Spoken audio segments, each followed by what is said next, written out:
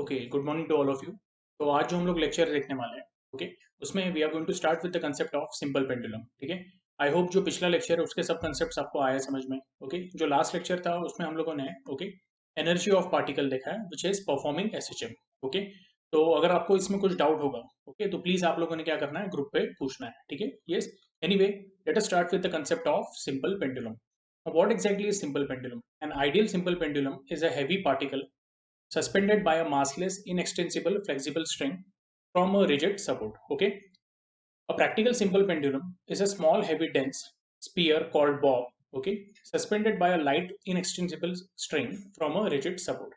अब हम लोग बोलते हैं आइडियल पेंडुलम जो है सिंपल पेंडुलम वो क्या है, तो हम लोग बोलते हैं it is a point mass.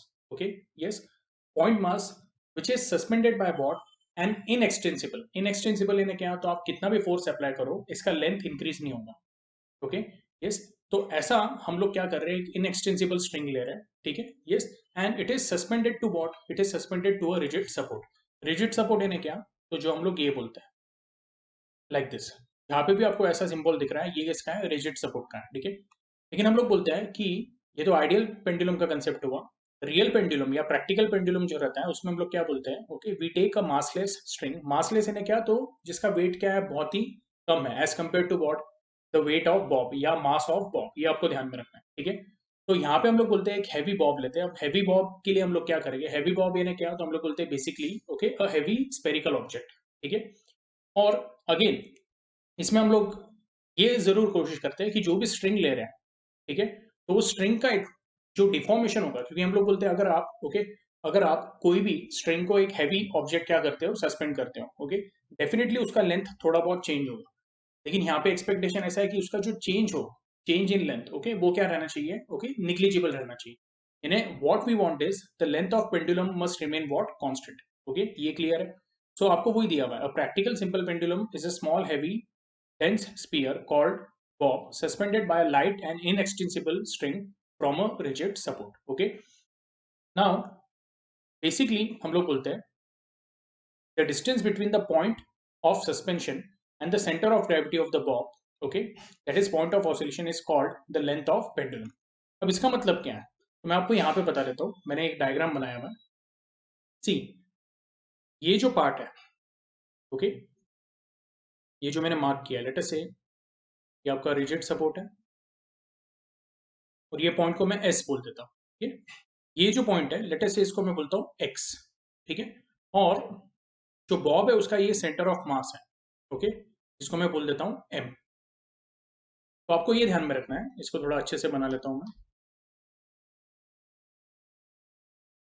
Okay, ये जो पॉइंट है इसको मैं बोल देता हूँ एम। ओके ना, तो ऐसे केस में हम लोग बोलते हैं कि अगर मैं पॉइंट एस से पॉइंट एम तक देखता हूँ, ओके, तो इसको मैं ऐसा लिखूंगा, S M, it is nothing but equal to S X plus X M. Okay, अभी आप बोलोगे सर ये जो एक्स एम है, तो ये एक तरह से रेडियस ऑफ स्पीयर भी हो गया। मैं बोलूंगा बिल्कुल। और जो एस एक्स है, तो एस एक्स क्या है, तो हम लोग बोलेंगे it is the actual length of the string. ये ध्यान में रखना है, तो इसको हम लोग बोलेंगे this is going to be small L plus R. और जहाँ पे लेंथ ऑफ पेंडुलम की बात होती है, तो लेंथ ऑफ पेंडुलम यानी क्या है, तो हम लोग बोलते हैं it starts from the rigid end या rigid support to the centre of mass of the bob, या हम लोग बोलते हैं centre of mass of the pendulum itself. क्यों, तो ये जो स्ट्रिंग है वो तो मासलेस है, तो हम लोग बोलेंगे centre of mass of the Bob. Okay, या फिर सेंटर ऑफ ग्रेविटी भी इसको बोल सकते हैं। ओके, तो centre of gravity of the bob and centre of gravity of the pendulum are one and the same thing. तो हम लोग बोलेंगे ये जो एल प्लस आर है, together it becomes what, capital L. तो आप देखिए कि जो भी मैं दिखा रहा हूँ, यानी जैसे यहाँ पे भी जो कुछ फोर्सेस दिखाए मैंने, तो वो हम लोग सेंटर ऑफ ग्रेविटी से ही दिखा रहे हैं। ये क्लियर है। इसको मैं बोल देता हूँ this is your result number 1। Okay, अब हम लोग क्या करेंगे, यहाँ पे पहले डेरिवेशन देख लेते हैं। ठीक है, मैं आपको एकदम सिंपल वे में एक्सप्लेन करता हूँ। ये हमारा पेंडुलम है, इमेजिन करो कि यहाँ पे एक स्पेरिकल बॉब है। अब इसको मैं क्या कर रहा हूँ, एंटी क्लॉकवाइज डायरेक्शन में मूव कर रहा हूँ लाइक दिस। तो इसको मीन पोजिशन से एक्सट्रीम पोजिशन पे लेके जा रहा हूँ। ओके, अब जब मैं इसको मीन पोजिशन से एक्सट्रीम पोजिशन में डिस्टर्ब कर रहा हूँ, ओके, तो हम लोग क्या बोलेंगे कि एक्सट्रीम पोजिशन पे पहुंचने के बाद जो एंगल बनेगा वो एंगल हम लोग क्या बोलेंगे, that angle is going to be theta, and theta is in anti clockwise direction. Okay, ये आपको ध्यान में रखना है। मैं यहाँ पे लिख देता हूँ, theta is angular displacement in anti clockwise direction.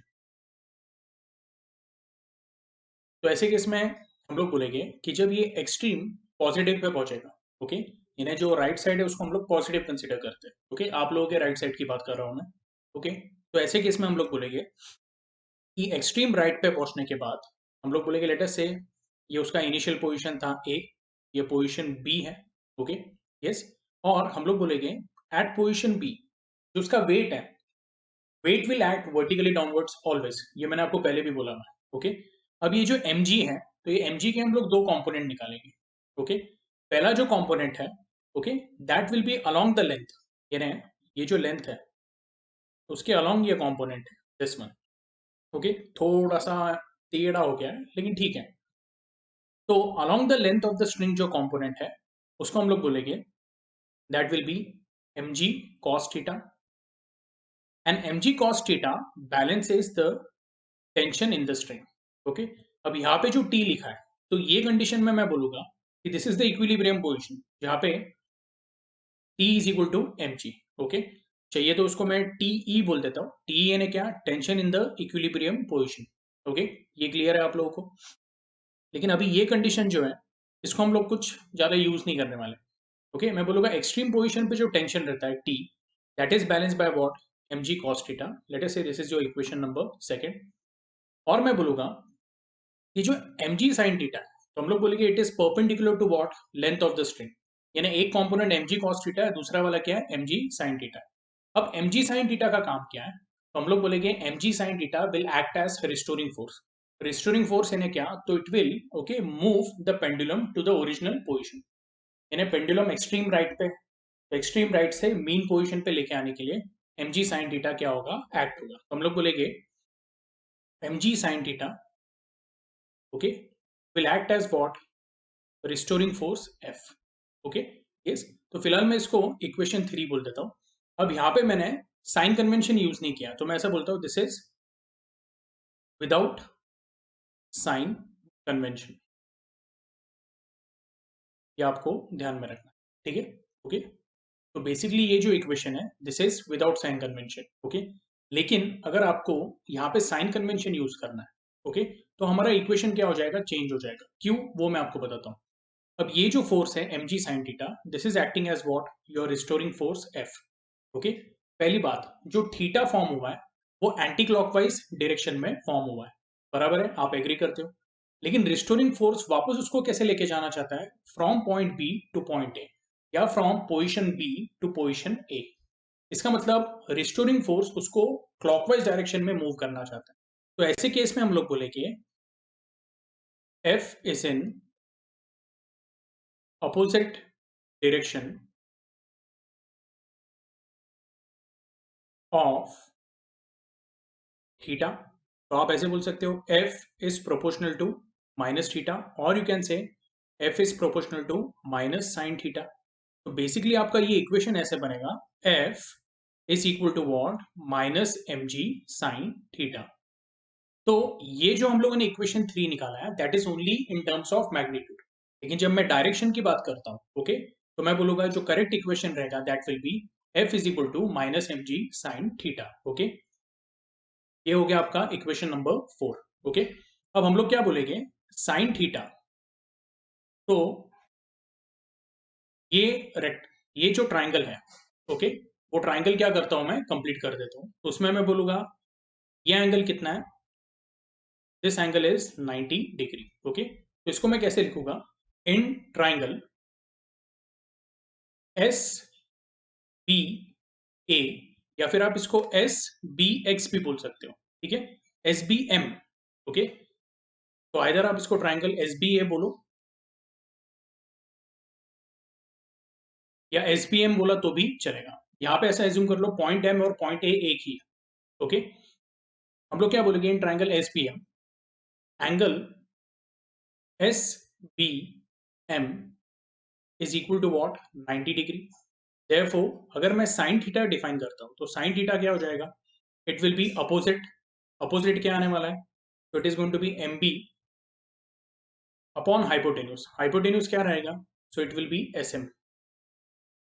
तो will say M B is equal to S M sine theta.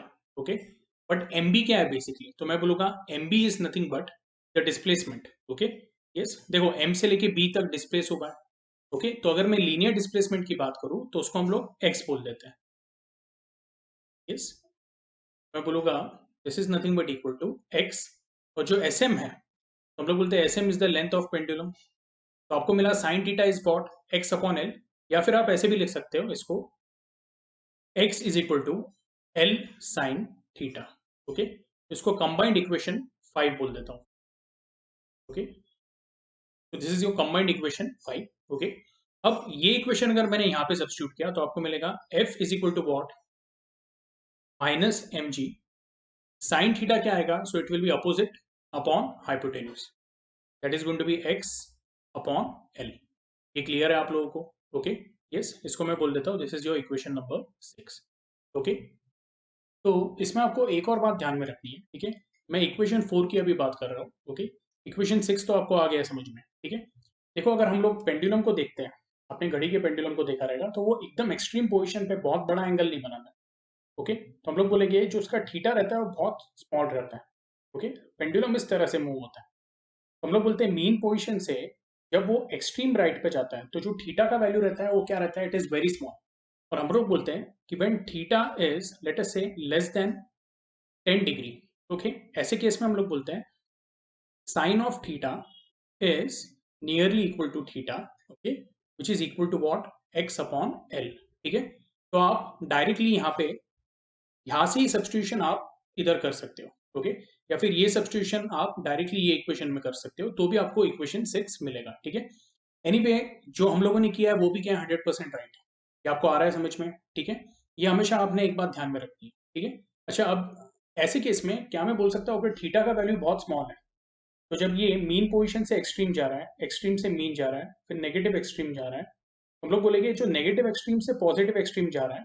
Okay, it is seeming to be what? Okay, linear SHM. ये आपको आ रहा है समझ में? देखो हम लोग बोलते हैं अगर एंगल बहुत छोटा है तो हम लोग को ऐसा परसीव होता है कि जो बॉब ऑफ पेंडुलम है वो क्या कर रहा है? लीनियर एसएचएम कर रहा है, लाइक दिस. हालांकि वो एंगुलर एसएचएम ही कर रहा है, लेकिन हम लोग बोलते हैं कि वो जो एंगल थीटा इतना स्मॉल है, ओके, कि हम लोग उसको क्या कंसीडर कर सकते हैं? As good as linear SHM. मेरा बोलने का मतलब सिर्फ इतना ही है कि यहाँ पे मैं ऐसा बोल सकता हूँ since m is constant, g is constant and l is constant, the restoring force F is proportional to what? Minus x, and hence we can consider it as a case of simple harmonic motion. क्योंकि simple harmonic motion का condition ही वो है कि हम लोग बोलते हैं restoring force is proportional to what? Okay, displacement but in negative direction. ये आपको आ रहा है समझ में? या फिर हम लोग बोलते हैं एसएचएम का बेसिक कंडीशन ये है F is proportional to what? Minus X. ये क्लियर है? ओके, अब मैं यहाँ पे थोड़ा सा अलग कलर यूज करूंगा. जो भी अवेलेबल स्पेस है उसको हम लोग पूरा यूज करेंगे. तो मैं बोलता हूँ कि इक्वेशन 6 हमारे लिए बहुत इंपॉर्टेंट है. Okay, if this is the case of SHM, can I से f is also equal to what?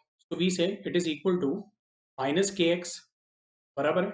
Okay, सो ये केस में मैं ऐसा बोलूंगा if f is equal to minus kx. Okay, कल ही हम लोगों ने देखा है omega is what? Under root of k by m. तो क्या मैं बोल सकता हूँ कि omega square is equal to what? k by m. तो k का वैल्यू क्या है? It is equal to m omega square. So we get f is equal to what? k का वैल्यू सब्स्टिट्यूट करते हैं minus m omega square into X. Okay, let us say this is your equation 7. From 6 and 7 हम लोग बोलेंगे जो दोनों के RHS है वो क्या है? सेम है. तो दोनों के RHS को इक्वेट करेंगे तो आपको मिलेगा minus M omega square X is equal to minus M G into X upon L. अभी इसमें से कॉमन टर्म्स कैंसिल हो जाएगा. माइनस एम कैंसिल हो गया, एक्स कैंसिल हो गया. आपके पास क्या रहेगा? Omega square is equal to G upon N. ठीक है, यस, ये आपको आ रहा है समझ में? अब मैं यहाँ की स्पेस यूज करता हूँ इसलिए मैंने ना अलग कलर का इंक यूज किया हुआ है. तो मैं बोलूंगा ओमेगा क्या हो जाएगा फिर? अगर मैंने यहाँ पे रूट साइन लिया so it will be under root of g upon L. Now what is omega? Omega is nothing but equal to 2 pi upon capital T, which is equal to under root of g by L. इसको अगर हम लोगों ने rearrange किया, okay, तो आपको मिलेगा, इसका अगर आप रेसिप्रोकल लेते हो तो आपको मिलेगा t upon 2 pi is equal to what? Under root of L by G. Therefore, t is equal to what? 2 pi under root of L upon G. So this is the expression of, okay, your time period.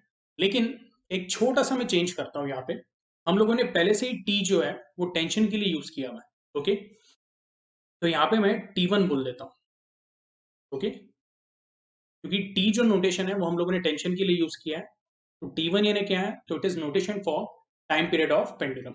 Generally हम लोग t बोलते हैं, लेकिन already I have used the notation t for the tension.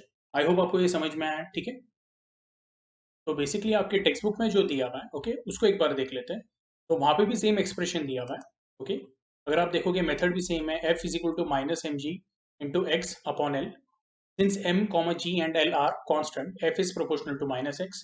Thus, for small displacement, the restoring force is directly proportional to the displacement and is oppositely directed. Okay. Hence, the bob of simple pendulum performs linear SHM. Okay, approximately linear SHM, but condition क्या है? For small amplitudes. Okay, या फिर आप ऐसे बोलोगे for small angular displacement. ये clear है? Okay. Now, equation 5.15. The period of oscillation of pendulum can be given as what? T is equal to 2 pi upon omega. Okay. अब जो omega है तो ये हम लोगों ने पहले भी डिस्कस किया हुआ, इट इज एक्सीलरेशन पर यूनिट डिस्प्लेसमेंट. Okay, yes. तो वो मेथड से भी आप क्या कर सकते हो, इसको सॉल्व कर सकते हो, या फिर जैसे हम लोग बोलते हैं restoring force, it is nothing but m into A is equal to what? Minus M G X upon L. तो आपको क्या मिलेगा? This is nothing but a upon x is nothing but equal to minus g upon L. Okay, which is nothing but equal to g upon L, considering only magnitude.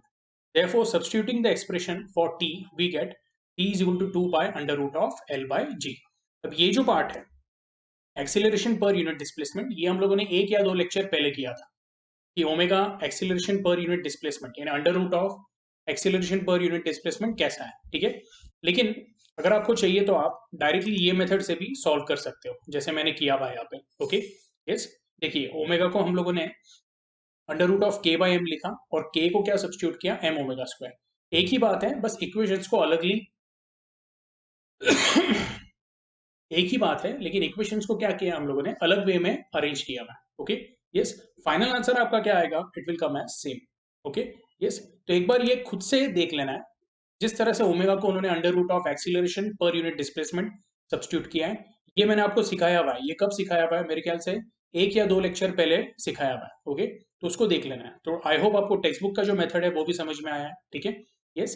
Now the equation 5.28 gives the expression for the time period of simple pendulum. However, while deriving the expression, the following assumptions are made.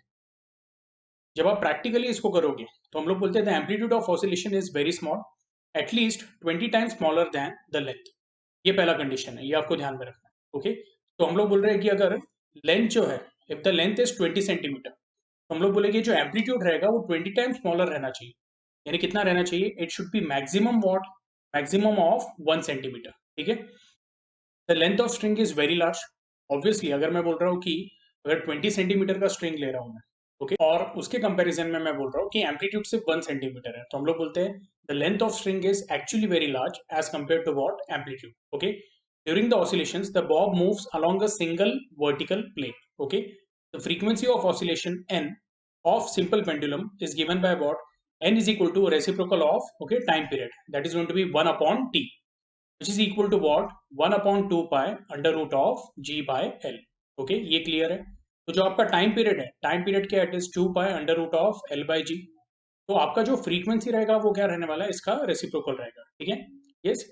From equation 5.28, okay, we can conclude following for a simple pendulum. The period of simple pendulum is directly proportional to what? Square root of its length. Okay. उसके बाद फिर हम लोग बोलेंगे the period of simple pendulum is inversely proportional to the square root of acceleration due to gravity. The period of simple pendulum does not depend on its mass. यानी जो mass of bob होता है उसके ऊपर independent रहता है. And फिर हम लोग बोलते हैं the period of simple pendulum okay does not depend on it's amplitude for small amplitude okay yes specifically हम लोग बोलते हैं कि जब हम लोग छोटे एम्पलीट्यूड की बात कर रहे हैं तो जो टाइम पीरियड रहता है of pendulum okay it is independent of the amplitude okay these conclusions are also called as laws of simple pendulum okay अब आपको थोड़ा सा मैं डिटेल में बता देता हूँ ओके यहाँ पे बेसिकली 4 लॉज है ये आप लोगों ने नोट डाउन करने हैं ये पार्ट को मैं क्या करता हूँ क्लियर कर देता हूँ okay so the first law is हम लोग बोलते हैं लॉ ऑफ लेंथ हमारा इक्वेशन क्या है t is equal to 2 pi under root of l upon g यहाँ पे अगर मैं ऐसा एज्यूम करता हूँ कि 2 pi is constant and acceleration due to gravity is constant okay तो कांस्टेंट टर्म को निकाल दिया तो आपको क्या मिलेगा t is proportional to what square root of okay length ये है आपका पहला law which is called as law of length okay time period is directly proportional to the square root of length okay second वाला जो है तो हम लोग बोलते हैं it is law of acceleration due to gravity अब बेसिकली ये क्या है तो ये भी बता देता हूं मैं आपको t is inversely proportional to what square root of g अगर मैं ऐसे एज्यूम करता हूं कि 2 पाई कांस्टेंट है और फॉर अ गिवन पेंडुलम अगर लेंथ ऑफ स्ट्रिंग और जो बॉब है उसका साइज अगर कांस्टेंट है तो हम लोग क्या बोलेंगे कैपिटल एल भी क्या है कांस्टेंट है तो ऐसे केस में t is inversely proportional to what the square root of acceleration due to gravity इसका मतलब क्या कि अगर एक पेंडुलम को हम लोग अगर पोल्स पे लेके जाते हैं सो वी से पोल्स पे एक्सीलरेशन ड्यू टू ग्रेविटी का वैल्यू क्या रहता है मैक्सिमम और इक्वेटर पे क्या रहता है इट इज मिनिमम ये ध्यान में रखना है तो ऐसे केस में आपको क्वेश्चन भी आता है सीईटी पॉइंट ऑफ व्यू से कि एट पोल्स हम लोग बोलते हैं कि अगर हम लोग एक पेंडुलम को लेके जाते हैं तो कंपेरेटिवली उसका टाइम पीरियड क्या रहेगा लेस रहेगा वही अगर सेम पेंडुलम को हम लोग इक्वेटर पे लेके जाते हैं तो उसका टाइम पीरियड थोड़ा सा क्या हो जाता है बढ़ जाता है क्यों तो इक्वेटर पे एक्सीलरेशन ड्यू टू ग्रेविटी क्या रहता है मिनिमम एंड पोल्स पे क्या रहता है इट इज मैक्सिमम ठीक है यस अब जो हम लोग थर्ड वाला देखेंगे that is law of mass तो हम लोग बोलते हैं time period is independent of the mass क्योंकि आपको यहाँ पे एक्सप्रेशन में कहाँ पे भी स्मॉल एम नहीं दिख रहा है ठीक है और जो चौथा वाला है that is called as law of isochronous okay अब आइसोक्रोनस का मतलब क्या है it is related to amplitude okay तो हम लोग बोलते हैं कि time period is independent of the amplitude of SHM given that amplitude is what small I hope आपको ये समझ में आया है ठीक है यस तो ये जो चारों स्टेटमेंट है हम लोग क्या बोलते हैं these are the laws of pendulum okay simple pendulum अब इसके बाद एक और कंसेप्ट है जो बहुत इंपॉर्टेंट है इसके ऊपर क्वेश्चंस भी आते हैं एग्जाम में तो हम लोग बोलते हैं कि a simple pendulum whose period is 2 seconds is called as seconds pendulum यानी एक ऐसा सिंपल पेंडुलम जिसका टाइम पीरियड 2 सेकंड्स है उसको हम लोग क्या बोलेंगे will call it as seconds pendulum okay तो अगर सेकंड्स पेंडुलम में कैपिटल टी का वैल्यू 2 है तो वो सब्स्टिट्यूट कर देते हैं तो आपको मिलेगा 2 is equal to 2 pi under root of LS by G okay LS यानी क्या है तो हम लोग बोलेंगे it is length of seconds pendulum दोनों साइड से हम लोग बोलेंगे 2 कैंसिल हो जाएगा और इसको भी आपको सॉल्व करके बता देता हूँ मैं बहुत ही सिंपल है 2 is equal to 2 pi under root of L by G की जगह पे LS बाई जी बोल देता हूँ length of seconds pendulum 2 cancel हो गया तो हम लोग बोलेंगे 1 is equal to what pi under root of LS upon G squaring both side आपको मिलेगा 1 is equal to pi square into LS upon G or you can say the length of seconds pendulum is given by G upon pi square ठीक है ये clear है आप लोगों को और हम लोग बोलते हैं सेकंड्स पेंडुलम का जो लेंथ है it is approximately equal to what 1 metre okay तो वही आपको दिया हुआ है using this relation we can find the length of seconds pendulum at a place if we know the acceleration due to gravity at that place experimentally if L is known या LS is known it can be used to determine the acceleration due to gravity at a given place okay अब यहाँ पे एक question दिया हुआ है the period of oscillations of a simple pendulum increases by 10% when its length is increased by 21 centimeter. Okay, find its initial length and initial period. अब ये question बहुत ही सिंपल है. ओके, तो यहाँ पे आपको बस इतना ध्यान में रखना है कि, तो मैं क्लियर कर देता हूँ, बी से कि जो इनिशियल लेंथ है उसको हम लोगों ने क्या बोला हुआ है, इट इज L1. जो फाइनल लेंथ है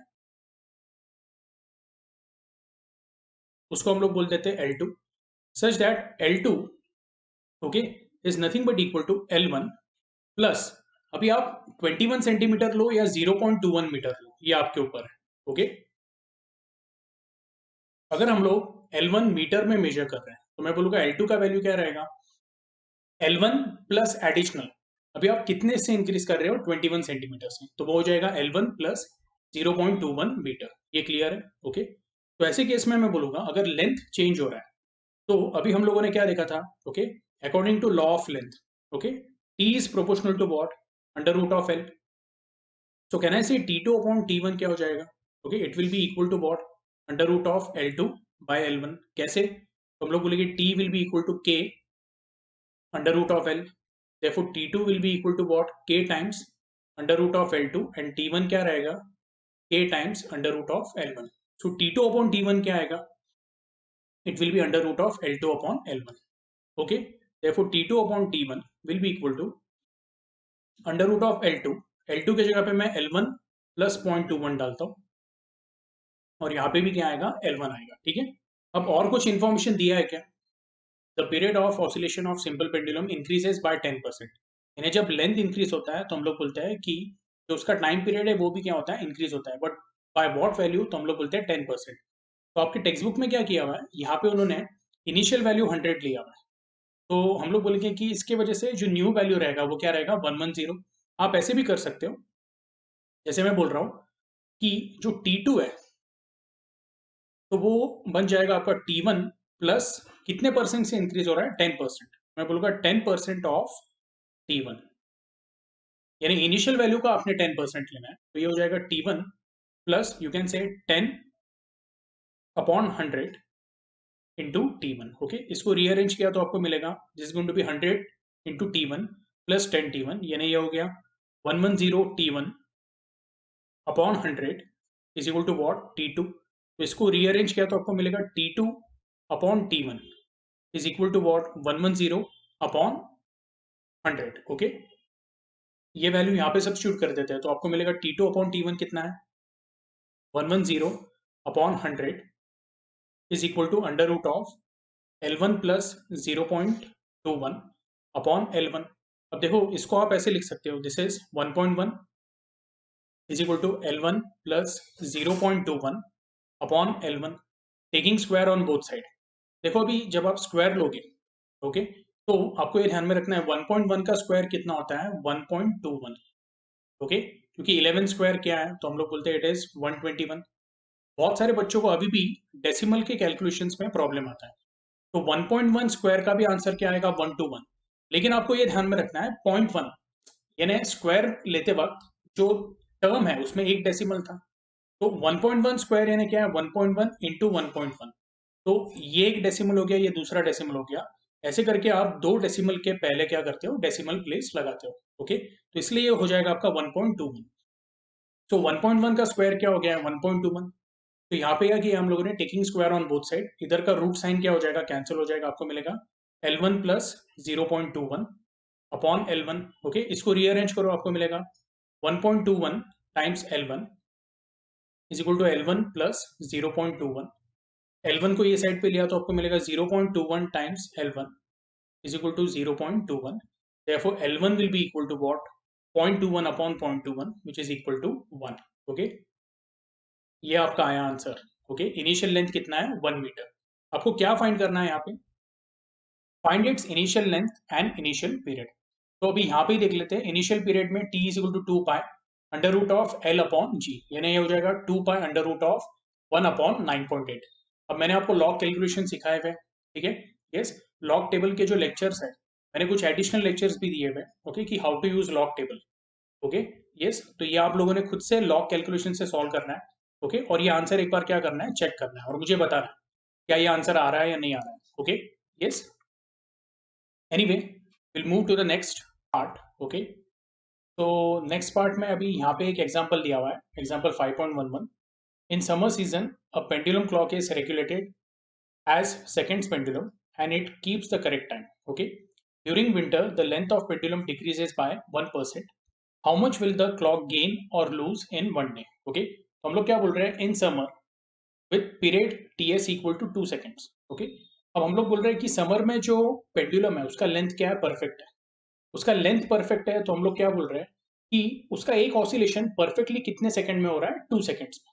ओके, यस. तो हम लोग बोलते हैं एक दिन में कितने सेकंड्स होते हैं. अब ये कैलकुलेशन हम लोग ओरली करेंगे.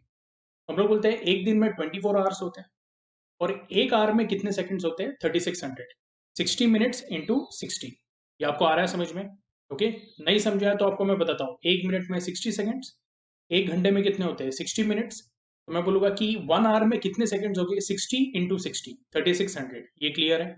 और हम लोग बोलेंगे कि पूरे एक दिन में कितने सेकंड्स हो गए, सो it will B 24 hours into number of seconds in 1 hour. That is going to be 24 into 3600, which is nothing but equal to 86400 seconds. Okay, yes.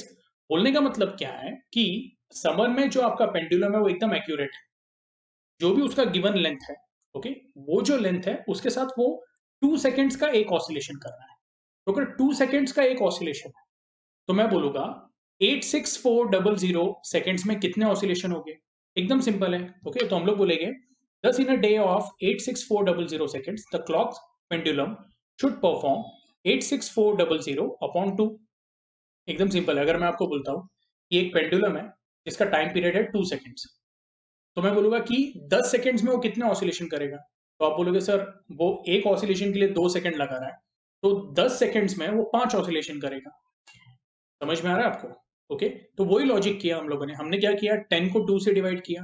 तो यहाँ पे जो भी टोटल टाइम है 86400, उसको मैंने किससे डिवाइड किया, टाइम पीरियड से. तो मुझे टोटल नंबर ऑफ ऑसिलेशंस कितने मिलेंगे, 43200 oscillations to keep the correct time. देखो, अगर 43200 ऑसिलेशंस हो रहे हैं तो आप ये देखो पेंडुलम जो है वो क्लॉक को क्या करता है, मॉनिटर करता है. ऐसा समझ लो. यानी जो आपका वॉल क्लॉक रहेगा उसके जो कांटे रहेंगे, ओके, वो कांटे करेक्ट टाइम कब दिखाएंगे, यानी आवर्स हैंड, मिनट हैंड. कांटे बोलने से अच्छा मैं ऐसे बोलूंगा जो हैंड्स है, hands of clock, hours hand, minutes hand, seconds hand, वो आपको राइट रीडिंग कब दिखाएंगे, ओके, जब पेंडुलम का लेंथ क्या है, प्रॉपर है. और ये मैं कौन से क्लॉक की बात कर रहा हूँ, तो मैकेनिकल क्लॉक की, जिसको हम लोग पहले की देते थे. ओके, यस, जिसमें स्प्रिंग एनर्जी स्टोर होती थी. ओके, एनीवे, तो ये स्टेटमेंट बहुत इंपॉर्टेंट है. Thus in a day of 86400 seconds the clock's pendulum should perform 86400 upon 2, that is 43200 oscillations to keep correct time. Okay, यहाँ तक क्लियर है. अब विंटर में क्या हो रहा है, हम लोग बोल रहे हैं लेंथ ऑफ पेंडुलम कॉन्ट्रैक्ट हो रहा है. तो लेंथ ऑफ पेंडुलम जब कॉन्ट्रैक्ट होगा तो कितने इससे कॉन्ट्रैक्ट हो रहा है, वो 1% से.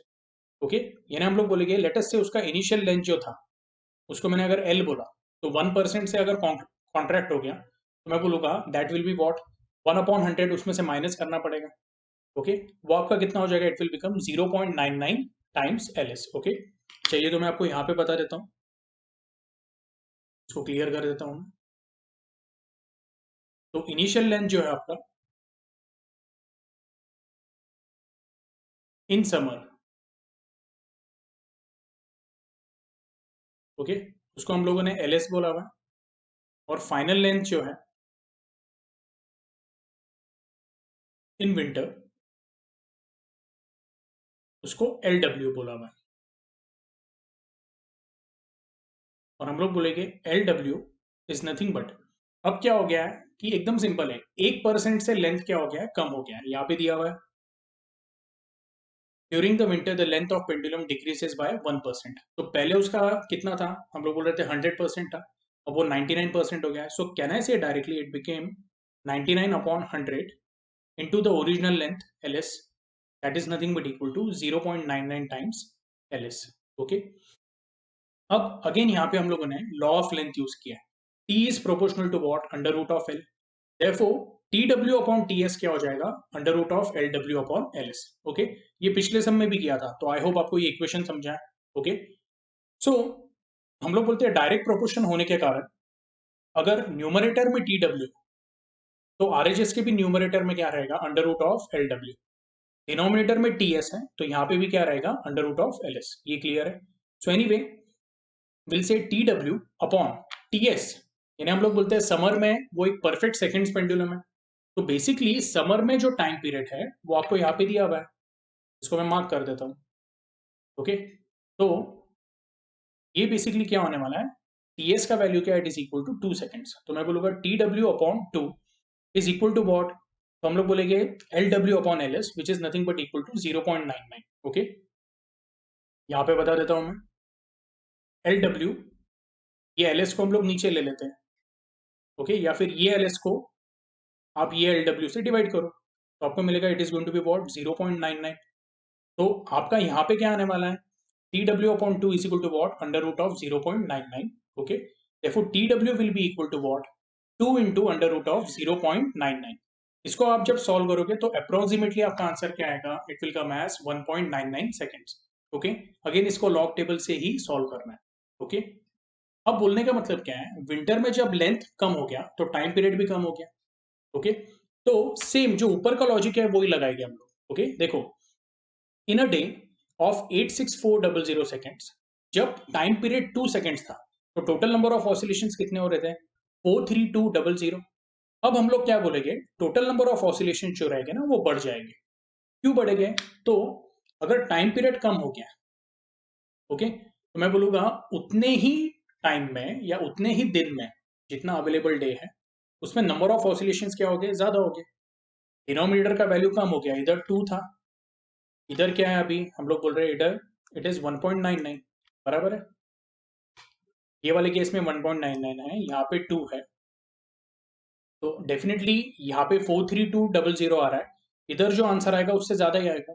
कितना, तो ये भी आप लॉग से करो सॉल्व। अगर आपको प्रॉब्लम आ रहा है तो ग्रुप पे पूछना है, मैं आपको वापस बता दूंगा लॉग टेबल कैसे यूज करना है। ओके, तो it is going to be what, 43417 oscillations per day. Okay, तो हम लोग बोलेंगे कि पहले 43200 थे, अब वो बढ़ के क्या हो गए 43417। तो कितने ऑसिलेशन बढ़े हैं, तो मैं बोलूंगा इन दोनों का difference. So 43417 minus 4300. Okay, this is going to be what? That is equal to what? 217 oscillations per day. अब 217 oscillations per day, इसका मतलब क्या, तो हम लोग बोलेंगे per oscillation the clock refers to what, 2 second. यानी अगर मैं पहले का, ओके, जब मैं लेंथ कंसीडर करता हूं जहां पे पेंडुलम एक्यूरेट था, तो पहले पहले का यानी मैं समर की बात कर रहा हूं, तो समर में उसका लेंथ क्या था, एल एस। तब मैं क्या बात कर रहा था कि जब मैं एक ऑसिलेशन की बात कर रहा था, ओके, तो वो एक ऑसिलेशन कितना अमाउंट कर रहा था, it was amounting to 2 seconds. क्या आपको आ रहा है समझ में? ओके, तो मैं बोलूंगा अभी के इसमें हम लोग बोलेंगे कि per oscillation the clock refers to 2 seconds, thus the time gained per day will be equal to what, 217 into 2, that is going to be what, 434 seconds। and 434 seconds यानी क्या है, तो बेसिकली 434 सेकेंड्स यानी क्या, तो हम लोग बोलते हैं it is 7 minutes and 14 seconds. कैसे, तो एकदम सिंपल है, हम लोग 434 सेकेंड्स को इस तरह से कर लेते हैं, will say this is 434 upon, can I से दिस इज 60, क्योंकि हम लोग क्या कर रहे हैं, सेकेंड्स को मिनट्स में कन्वर्ट करना है। तो अगर मुझे सेकेंड्स को मिनट्स में कन्वर्ट करना है तो मैं उसको 60 से डिवाइड करूंगा, क्योंकि एक मिनट में कितने होते हैं, 60 सेकेंड्स। ओके, यस, तो जो भी आपका आंसर आएगा that will come in minutes. अब हम लोग क्या करते हैं, एक छोटा सा यहाँ पे काम करते हैं। ओके, 434 जो है उसको मैं ऐसे लिख देता हूँ, can I say, I can write it as 420 plus 14 upon 60। Okay, yes, so can I say this will become what, 420 upon 60 plus 14 upon 60। okay, it's going to be 60 ones are and 60 sevens are। okay, तो ये आपका क्या हो गया, this became 7 minutes। okay, and 14 upon 60। okay, तो इसको आपको solve करना है तो आप डेसिमल में आपको आंसर आएगा। okay, yes, या फिर सिंपली आप इसको 14 को ऐसे ही रहने दो और आप इसको सेकेंड्स में ही लिख सकते हो। ओके, उसको मिनट्स में कन्वर्ट करने की जरूरत नहीं है। तो आपका आंसर क्या आया, 7 मिनट्स एंड 14 सेकेंड्स। ठीक है, आई होप आपको ये कंसेप्ट क्लियर है। ठीक है, तो हम लोग क्या बोलते हैं, thus it will gain 217 oscillations per day. Per oscillation the clock refers to 2 seconds. Okay, yes. Thus the time gained per day will be what? 217 into 2, that is 434 seconds, which is nothing but 7 minutes and 14 seconds. Okay, ये clear है आप लोगों को? तो अभी normally इसका interpretation क्या निकालेंगे हम लोग, ठीक है? यस, इसका इंटरप्रिटेशन बेसिकली ये है, ओके, कि समर में जब हम लोग बोलते हैं कि 12 o'clock बजते हैं, इमेजिन करो कि रात के 12 बजे हैं, ओके, और विंटर में भी साइमल्टेनियसली मैं बोल रहा हूँ कि 12 o'clock पे हम लोगों ने क्या किया है, रीडिंग लेना स्टार्ट किया, ओके। अब एग्जैक्टली 24 आवर्स के बाद हम लोग क्या बोलेंगे, वापस टाइम क्या रहेगा, 24 आवर्स यानी क्या, तो 12 के 2 साइकिल्स रहते हैं, ओके, यस। तो हम लोग जब दिन स्टार्ट करते हैं तो वो 0.00 आवर्स से करते हैं, ओके। इन्हें रात के 12 बजे जो रहते हैं उसको हम लोग 0 आवर्स बोलते हैं। ये आपको आ रहा है समझ में, ओके। तो अगर मैं 24 आवर्स की साइकिल कंसीडर करता हूँ, ओके, तो हमारा टाइम यहाँ से स्टार्ट होगा। अब मैं समर्स की बात कर रहा हूँ, यानी इनिशियल कंडीशन की, ओके। तो उसमें हम लोग बोलेंगे कि आपका एग्जैक्ट टाइम रहने वाला है, यानी जब एक दिन कंप्लीट होगा तो आपको ये कुछ इस तरह से दिखाएगा, okay. This will be what 24 hours. ये आपको आ रहा है समझ में, ओके। जैसे घड़ी में आप लोगों ने देखा रहेगा रेलवे स्टेशन पे 23:59, 23:59 का मतलब क्या है, ओके। तो हम लोग बोलते हैं ये हुआ आपका 11 बज के, ओके, 59 मिनट्स। ये आपको आ रहा है समझ में, ओके। तो हम लोग बोलते हैं नॉर्मली 24 आवर्स ऐसा आता नहीं, वापस क्या आएगा, तो हम लोग बोलते हैं कि पूरा एक साइकिल कंप्लीट होता है तो वापस 00, ओके, 0.00 आता है, ओके, या :00 आता है। लेकिन अभी हम लोग क्या बोल रहे हैं कि पूरी 24 घंटे की साइकिल है, तो ये आपको क्या दिखाएगा, 24 something like this, okay, yes. लेकिन वही पेंडुलम जब हम लोग विंटर में यूज करते हैं तो सेम 24 आवर्स के टाइम में, ओके। अब एक्चुअल 24 घंटे की बात कर रहा हूं मैं, एक्चुअल 24 आवर्स में समर में हमको ये रीडिंग मिलने वाली, लेकिन विंटर में हम लोग क्या बोल रहे हैं, तो आपको जो रीडिंग मिलेगी दैट विल बी 24 आवर्स और एडिशनल 7 मिनट्स 14 सेकेंड्स, यानी ये ऐसा आएगा 07, ओके, यस, एंड 14 सेकेंड्स। ये आपको आ रहा है समझ में, ओके। इसका मतलब क्या है, तो एक्चुअली आपके घड़ी में कितने बजे रहेंगे, ओके, यस। तो ये कुछ ऐसा दिखाएगा, यानी 7 मिनट घड़ी क्या हो जाएगी, आगे आ जाएगी, ओके। और वो एक तरह का +7 मिनट्स का क्या हो जाएगा, एरर हो जाएगा, +7 मिनट्स 14 सेकेंड्स का। ये आपको आ रहा है समझ में। इसलिए जहां पे टाइम इंक्रीज हो रहा है तो उसको हम लोग क्या बोलेंगे, it will gain, okay, yes. तो हम लोग यहाँ पे जैसे लिखा हुआ है, दस the time gained per day will be of what 7 minutes 14 seconds. 2 दिन के बाद हम लोग बोलेंगे कि ये जो एरर है वो और बढ़ जाएगा, वो एरर डबल हो जाएगा, it will become 14 minutes 28 seconds. आपको आ रहा है समझ में, ओके।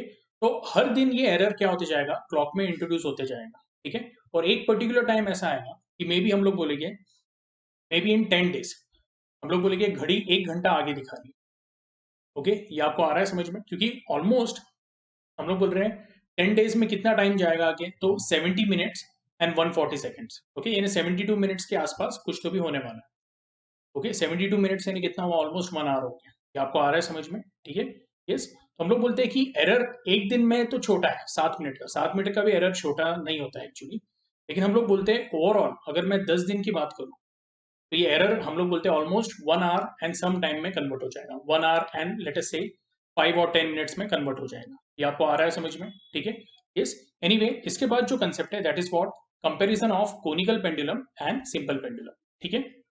तो जो आपका नेक्स्ट पार्ट है यहाँ पे that is comparison of conical pendulum and simple pendulum, okay.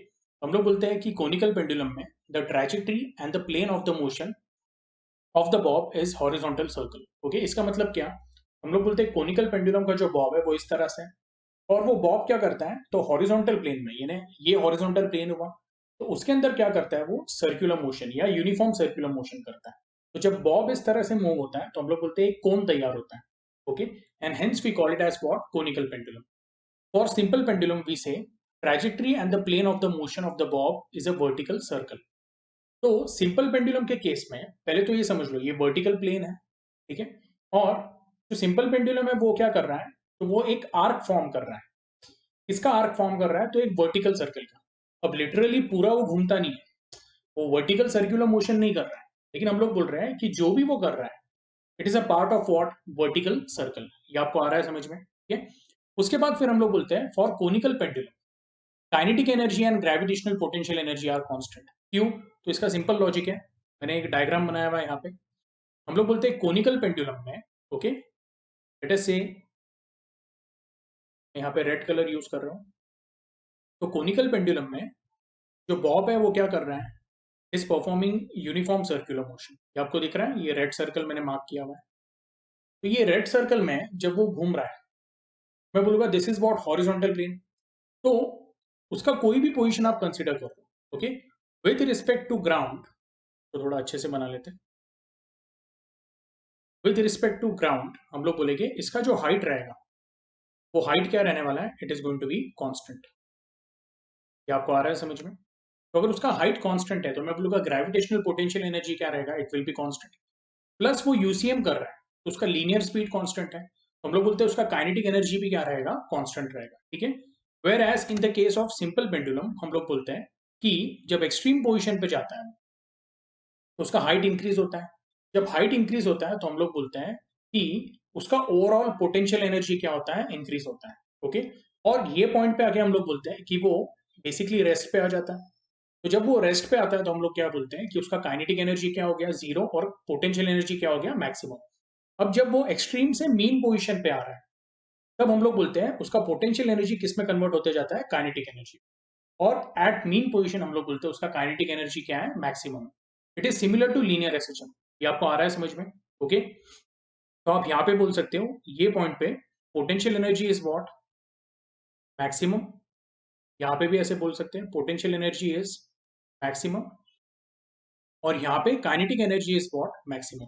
तो हम लोग बोलेंगे सिंपल पेंडुलम के लिए आप ऐसे बोल सकते हो कि जैसे इन केस ऑफ एसएचएम होता है, ओके, हम लोग ऐसे नहीं बोलेंगे कि individual kinetic energy and individual potential energy are constant.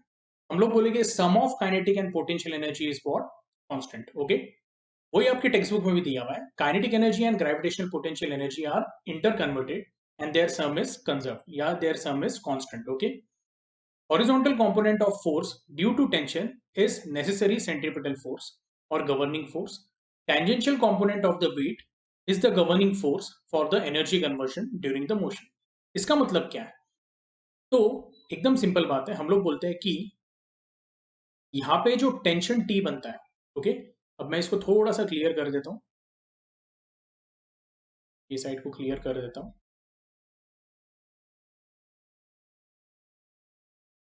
Okay. तो हम लोग बोलते हैं यहाँ पे क्या एक्ट हो रहा है, तो ये पोजीशन में वेट नीचे की तरफ एक्ट हो रहा है, ओके। यहाँ पे भी वेट कैसा एक्ट हो रहा है, नीचे की तरफ, और टेंशन कैसा है, टुवर्ड्स द रिजिड सपोर्ट। लेकिन in case of conical pendulum हम लोग क्या करते हैं, टेंशन के कंपोनेंट निकालते हैं। ये वाला कंपोनेंट हो जाएगा टी कॉस थीटा, और ये वाला कंपोनेंट क्या हो जाएगा, इट विल बिकम, तो थोड़ा मैं डार्क मार्क कर देता हूँ, this will become T sine theta. और हम लोग बोलते हैं जो टी साइन थीटा है, horizontal component of the tension, it provides what, so basically it provides you the required centripetal force, okay. Basically it provides the conical pendulum the required centripetal force for the circular motion, okay। ये आपको आ रहा है समझ में? वही दिया हुआ है, horizontal component of the force due to tension provides the necessary centripetal force, okay, ये क्लियर है। अब हम लोग क्या बोलते हैं, इन केस ऑफ सिंपल पेंडुलम, थोड़ी देर पहले ही देखा है हम लोगों ने, हम लोग टेंशन के कंपोनेंट नहीं लेते हैं, हम लोग किसके कंपोनेंट लेते हैं, तो वेट के कंपोनेंट लेते हैं, ओके। तो ये अगर थीटा है तो हम लोग बोलेंगे this is going to be what, M G cos theta, और ये क्या रहेगा, this will be M G sine theta. Now यहाँ पे हम लोगों ने क्या देखा था, जो रिस्टोरिंग फोर्स है तो वो कौन प्रोवाइड करता है, तो हम लोग बोलते हैं कि horizontal component of, horizontal component तो नहीं बोलना चाहिए, लेकिन हम लोग बोलेंगे जो वेट का कंपोनेंट है which is perpendicular to the string, वो प्रोवाइड करता है, ओके। तो आपके टेक्स्ट बुक में वही दिया हुआ है, the tangential component of the weight is the governing force for the energy conversions during the motion। अब इसको tangential component क्यों बोलते हैं, तो बहुत ही सिंपल है कि हम लोग बोलेंगे कि अगर आप यहाँ पे देखते हो तो ये एक तरह से क्या कर रहा है, एक सर्कल फॉर्म कर रहा है, ठीक है।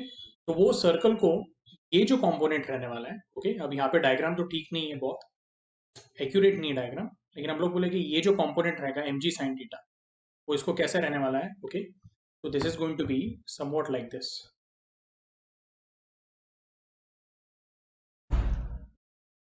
ये टेंजेंशियल रहेगा नेचर में, okay, yes, more like this. तो ये जो एम जी साइन थीटा है, ओके, और जो एम जी कॉस थीटा है, तो हम लोग बोलेंगे दैट विल बी रेडियल। ये आपको आ रहा है समझ में, ओके। तो वो लॉजिक से उन्होंने बोला हुआ है tangential component of what, weight, okay, ये क्लियर है। इसके बाद फिर हम लोग बोलते हैं जो पीरियड है T, that is given by about 2 pi under root of L cos theta upon G, okay, ये हम लोगों ने डेरिवेशन देखा है। और यहाँ पे जो टी है it is given by 2 pi under root of L by G. String always makes a fixed angle with horizontal and can never be horizontal. Okay? Yes, यहाँ पे हम लोग बोलते हैं with large amplitude, the string can be horizontal at some instances. इसका मतलब क्या है? कोनिकल पेंडुलम में हम लोग बोलेंगे कि जो ये एंगल है वो एंगल क्या रहता है, एक तरह से फिक्स रहता है, semi vertical angle of the cone, okay. लेकिन हम लोग कभी ऐसे नहीं बोलेंगे कि जो कोनिकल पेंडुलम है वो इस तरह से हो जाए, ये नहीं, कभी होगा नहीं कि जो पेंडुलम है वो हॉरिजॉन्टल पोजीशन पे आ जाए, ओके। लेकिन जब हम लोग सिंपल पेंडुलम की बात करते हैं, ओके, यस, तो सिंपल पेंडुलम में देयर आर चांसेस कि अगर एम्पलीट्यूड बढ़ रहा है तो एक पर्टिकुलर पॉइंट पे, okay, it can become what, horizontal, okay, ये आपको आ रहा है समझ में। तो सिंपल पेंडुलम में अगर एम्पलीट्यूड इंक्रीज हो रहा है तो maybe at some point it may become horizontal, okay, yes. लेकिन हम लोग बोलते हैं जनरली सिंपल पेंडुलम में भी we say this angle is what, it is less than 90 degree, okay.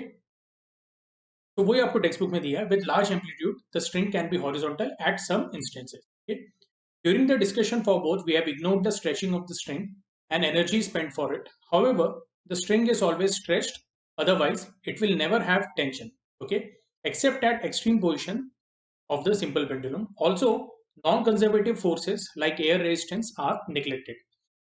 दोनों ही पेंडुलम के केसेस में हम लोगों ने क्या कंसीडर किया हुआ है कि जो स्ट्रिंग है, ओके, वो इनएक्सटेंसिबल है, यानी उसके अंदर का जो डिफॉर्मेशन है, ठीक है, वो हम लोग बोल रहे हैं कि इट इज निग्लिजिबल और इट इज जीरो। और हम लोग बोलते हैं the energy spend for it भी हम लोग वो कंसीडर नहीं कर रहे हैं, ठीक है, यस। और हम लोग बोलते हैं the string is always stretched, otherwise, okay, it will never have tension. ये आपको ध्यान में रखना है, अगर स्ट्रिंग स्ट्रेच नहीं हो रही है तो उसके अंदर कभी भी टेंशन क्रिएट नहीं होगा, ओके। एनीवे, तो आई होप आपको ये 6 पॉइंट समझ में आया है, ठीक है, यस। तो इसके बाद जो आपका कंसेप्ट है वो क्या है, that is angular SHM and it's differential equation, okay. तो हम लोग बोलते हैं एंगुलर एसएचएम यानी क्या, तो इमेजिन करो, ओके, कि हम लोग बोलते हैं कि कोई पर्टिकुलर कंपोनेंट है, ठीक है। अब मैं आपको वर्टिकल प्लेन में एंगुलर एसएचएम बता, ओके, यस। आपके टेक्स्ट बुक में क्या किया हुआ है, एक मेटेलिक डिस्क लिया हुआ है और वो मेटेलिक डिस्क जो है वो इस तरह से एसएचएम कर रहा है, ठीक है, यस। तो हम लोग क्या बोलते हैं, figure 5.11 shows a metallic disc attached centrally to a thin wire, okay, preferably nylon or metallic wire, hanging from a rigid support. If a disc is slightly twisted about the axis along the wire and released, it performs rotational motion partly in clockwise and anti-clockwise sense. Okay, such oscillations are called as angular oscillations or torsional oscillations. Okay, yes. अब ये जो oscillation है तो हम लोग क्या करेंगे, इसका जो इक्वेशन है वो we are going to see it in next lecture, ठीक है। फिलहाल आज के लिए हम लोग क्या करते हैं, यहाँ पे स्टॉप करते हैं। जो भी मैंने आपको कंसेप्ट समझाया है, ओके, सिंपल पेंडुलम के, वो आप लोगों ने अच्छे से पढ़ाई करना है, ओके। नेक्स्ट लेक्चर में ये जो टॉपिक है उसका पूरा थ्योरी हम लोग क्या कर लेंगे, कंप्लीट कर लेंगे, ठीक है, यस। एनीवे, आज के लिए हम लोग यहाँ पे स्टॉप करते हैं।